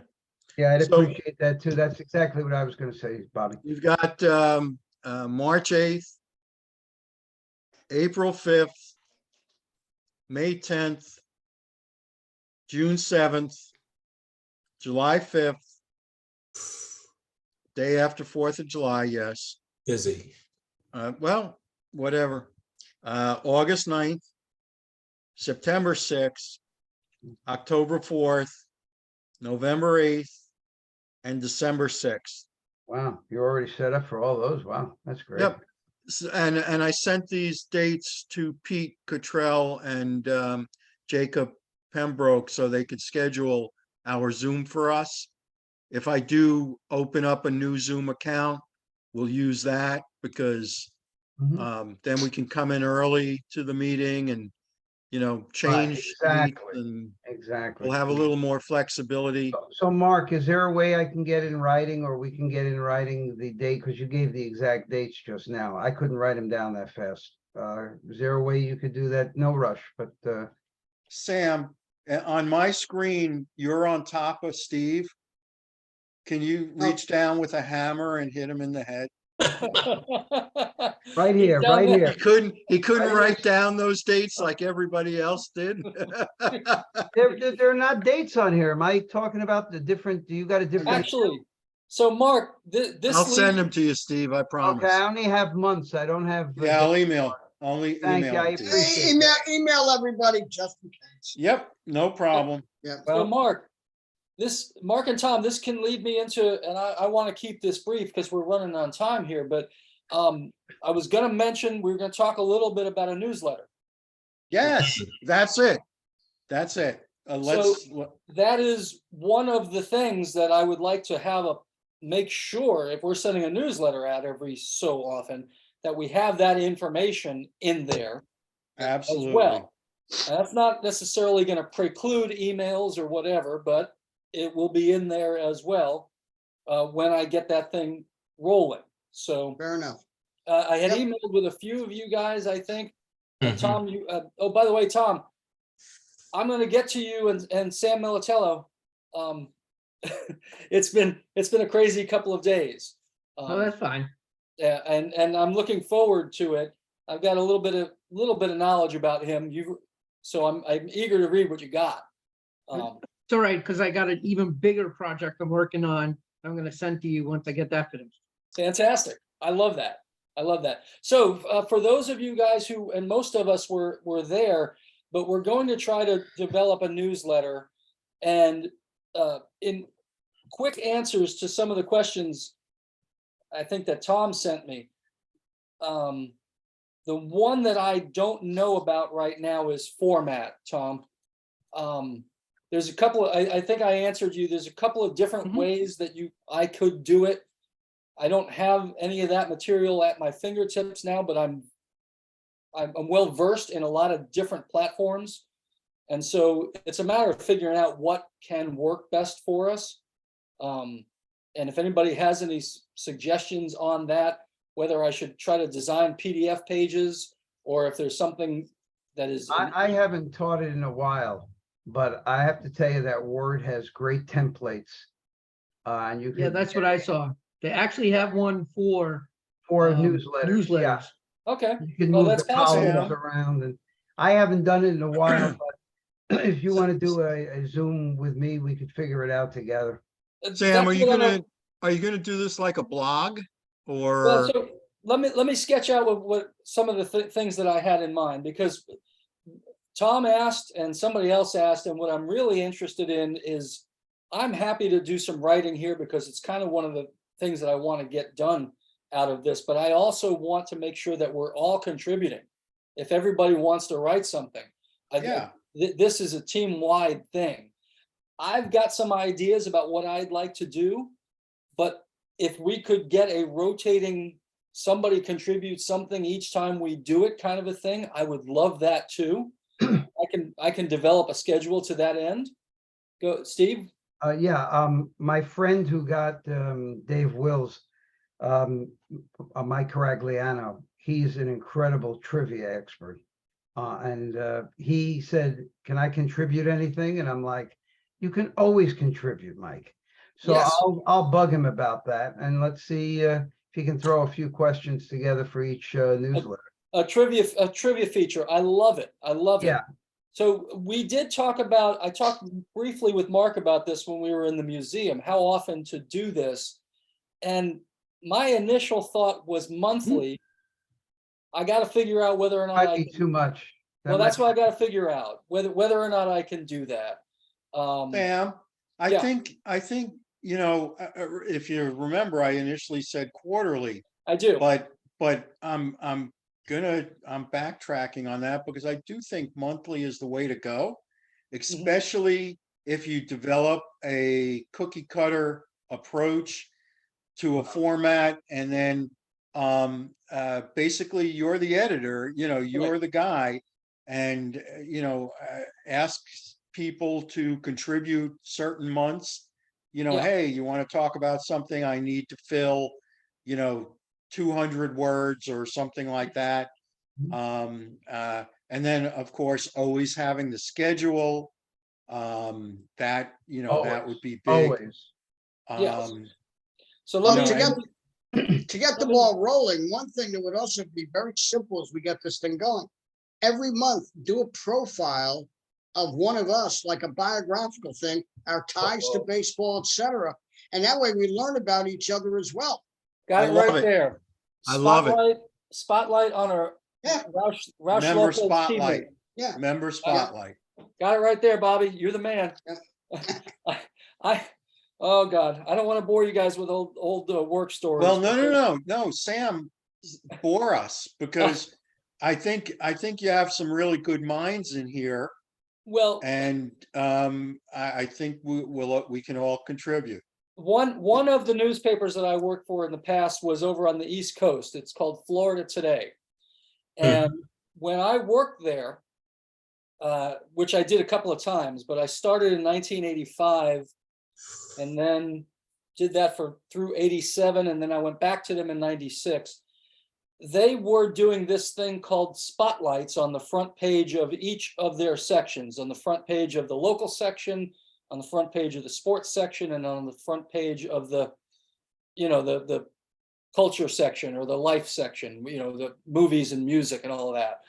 And it was a daily feature, and you needed to fill with, in sports, little questionnaires to practically every high school athlete in the area to fill that thing. Well, if we're only doing it every month, we can do something for all of you guys, and Bobby, you're exactly right. And it helps everybody get to know everybody else a little bit better. I think it's a perfect idea.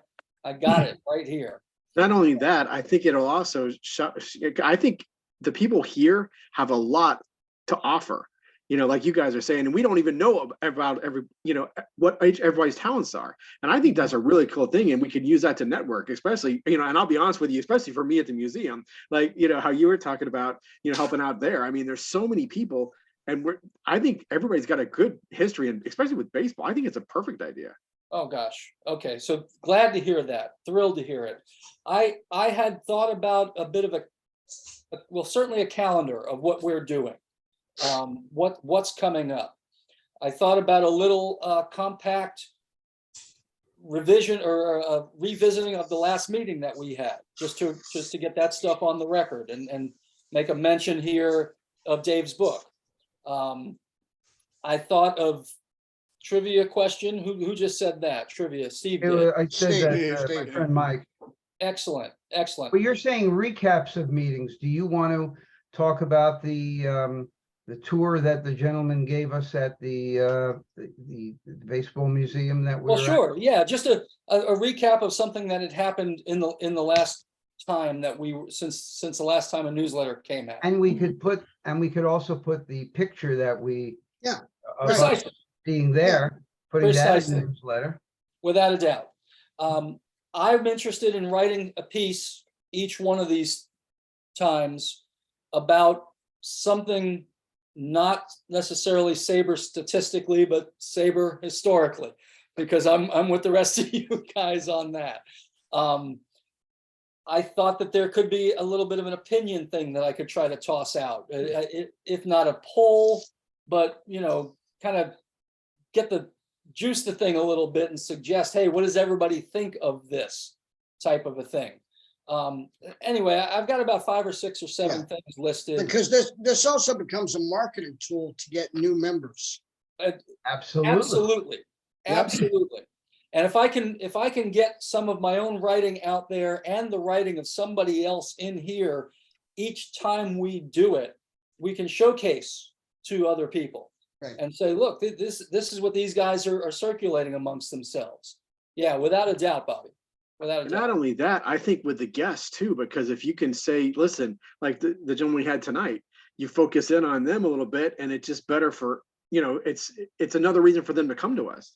So in a calendar, for example, if I can get myself together here on this, and if I've got a schedule rolling, then I can talk to Dave before he's going to speak to us. And I can have something in the newsletter that says, hey, we're going to have Dave. And it doesn't have to be a lot, but it's a little foreshadowing of what we're going to have in our next meeting. So you're absolutely right, Josh. You're absolutely right. Yeah. At any rate, it's all kind of getting the ball rolling right now. So Sam, what you're saying is, being the editor, you need to be able to send out assignments to some of us. Yes. Well, I just forwarded the email that I had sent to Jacob and Peter to everybody. That's great. You should have gotten it. Yep. And it deals with the speakers and stuff, the names, the dates. Essentially you need to reach out to Justin McKinney and do a That's it. I don't know what they call it, pre-show, questionnaire to get the In the old newspaper days, we called it an advance. In advance, yeah, right. I don't know if they still use that terminology. Hey, these hey, days. Mark, how did you pronounce Jacob's last name? Pembroke? No, it's Pomrenke. Oh, Pomeranke? I know him pretty well too. He's a wonderful guy too.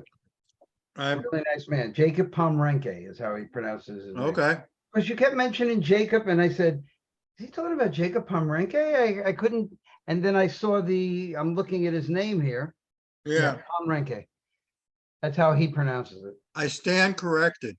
That's okay. I get corrected all day. Don't worry about Listen, it. fellas, I don't want to keep anybody too much longer, but I Yeah, it's did 10 need to o'clock. say one more thing before I let the rest of you guys go.